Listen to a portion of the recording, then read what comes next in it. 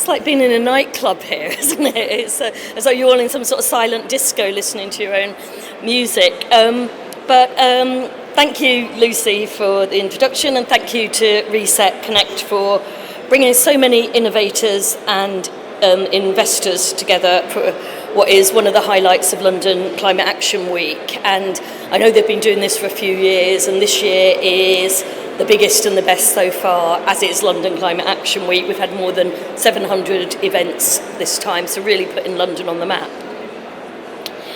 You all have a fundamental role to play in the net zero transition. When you consider that over a third of the emissions reductions required over the next 2 decades will come from technologies not yet commercially available, it's clear that we cannot stop innovating. So I want to make several important points about this transition and your role in it. Firstly, we believe that this is the economic opportunity of the 21st century. We're now halfway through the decisive decade for climate action. It's more imperative than ever that we act, and we need to act at scale and at speed. And as temperatures continue to rise, with last year's the hottest ever recorded in the UK, and as people around the world face the very real effects of this crisis, with rising sea levels, nature loss, food insecurity, extreme weather events, wildfires and so on, it's clear that we need to come together and act. And what is clearer than ever is that it is also in our national economic interest as well, just as it's in the interest of every government and business gathered in London this week. By phasing out fossil fuels and sprinting to clean energy, we're delivering energy security, lower bills and good jobs for working people.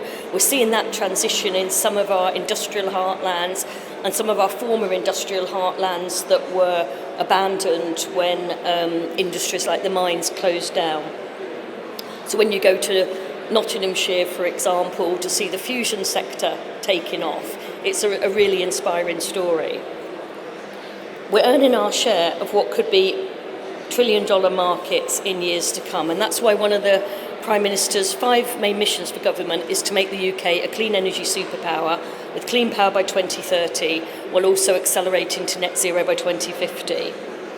As he put it recently, this mission is in our government's DNA, and in 11 months we've made major progress. We ended the de facto ban on onshore wind in our first 72 hours. We gave consent to enough solar and wind power for 2 million homes.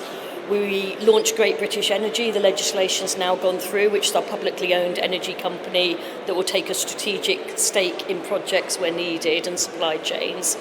We set up a national wealth fund to directly invest in high growth sectors, including grid upgrades, EV charging and critical minerals. And we've committed the UK to an 81% reduction in our 1990 emissions levels. That was the Prime Minister going to COP29 at Baku last year, and it really, I think, showed to the world that the UK was back in the business of climate leadership. Earlier this month, the Chancellor doubled down on our mission by setting out the biggest programme of investment in homegrown clean energy in British history. All of which, as I said, will rejuvenate our industrial heartlands, create tens of thousands of skilled jobs, drive innovation and unlock immense export opportunities. And whether it's the big companies, the smaller companies within the supply chain, companies that are in business now, or the businesses, the startups that will be the companies of the future, we're absolutely committed to supporting them. Innovation has never been more important, and this country has a proud history on that front. We were the birthplace of the wind turbine, of hydroelectric power, and even the first commercial nuclear power station. And today we're proud to be back in the next generation of net zero technologies.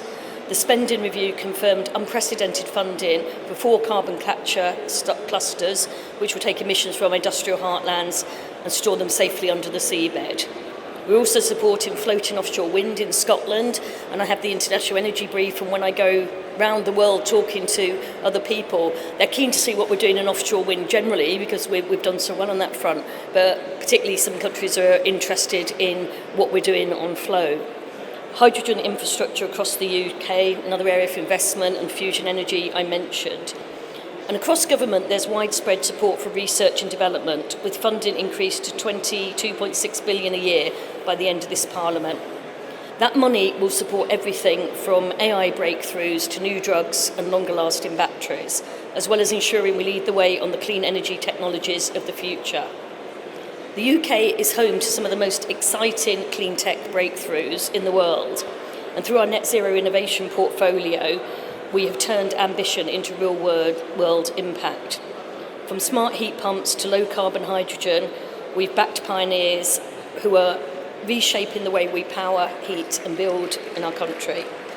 It's fantastic to see companies supported through that portfolio here today. I've been talking to SSE Thermal, for example, powering ahead with carbon capture in the Humber, to UK CEF, whose world-class environmental science is guiding the path to a greener future.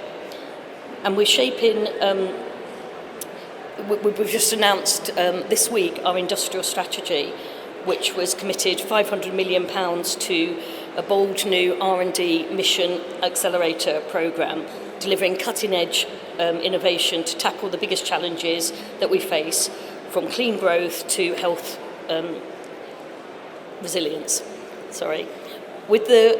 With this programme, we are backing the ingenuity of British science and technology to solve the complex problems of tomorrow and to drive prosperity to every corner of the UK.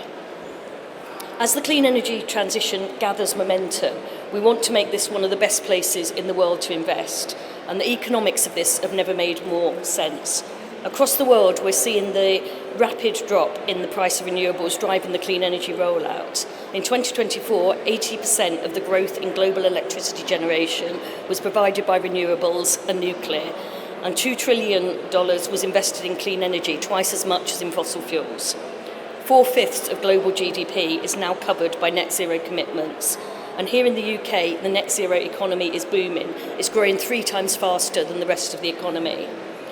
And that puts paid to the narrative that the cost of getting to net zero is an economic cost. It's a challenge for business. It's a price we can't afford to pay, which we're very much pushing back against when the former government tries to make that argument. Since the election, we've seen over £40 billion of private investment announced into clean energy industries. But we know this is just the start, so our message today is simple. We want companies who are looking to invest in clean energy, or international partners looking to develop the net zero technologies of the future, to come here and do it in Britain. The one thing investors tell us they need in an uncertain global economy is clarity.